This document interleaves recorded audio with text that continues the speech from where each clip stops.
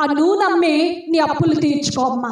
నీ పిల్లల్ని వారు తీసుకెళ్ళిపోవాల్సినటువంటి పరిస్థితి నీకు రాదు. నువ్వు కరువు పడాల్సినటువంటి పరిస్థితి నీకు ఉండదు. దేవుడే నీకు సర్వ సమృద్ధినిచ్చాడు. ఇక నిండు నువ్వు ఎవ్వరి ఎదుట కూడా చేయి చాపో అప్పించే స్థితిలో నీవు ఉంటావు. హల్లెలూయా. ఎందుకంటే నీ దేన స్థితిని దేవుడు జ్ఞాపకం చేసుకున్నాడు. అదే అంటున్నాడు ప్రియమైన దేవుని బిడ్డ. దేవుడు యోబు గ్రంథం 8వ అధ్యాయం 5వ వచనంలో వ్రాయబడింది, నువ్వు జాగ్రత్తగా దేవుణ్ణి వెతకని ఎడల, సర్వశక్తి కలిగిన దేవునిని బ్రతిమాలుకుని ఎడల, నువ్వు యథార్థవంతుడవై పవిత్రుడవైన ఎడల ఆయన నీ యందు దృష్టి ఉంచి, మొదట ఆయన నీ యందు దృష్టి ఉంచి నీ నివాస స్థలమును వర్ధిల్లింపచేయి. ఆయన దృష్టి ఉంచి ఏం చేస్తాడంటమ్మా?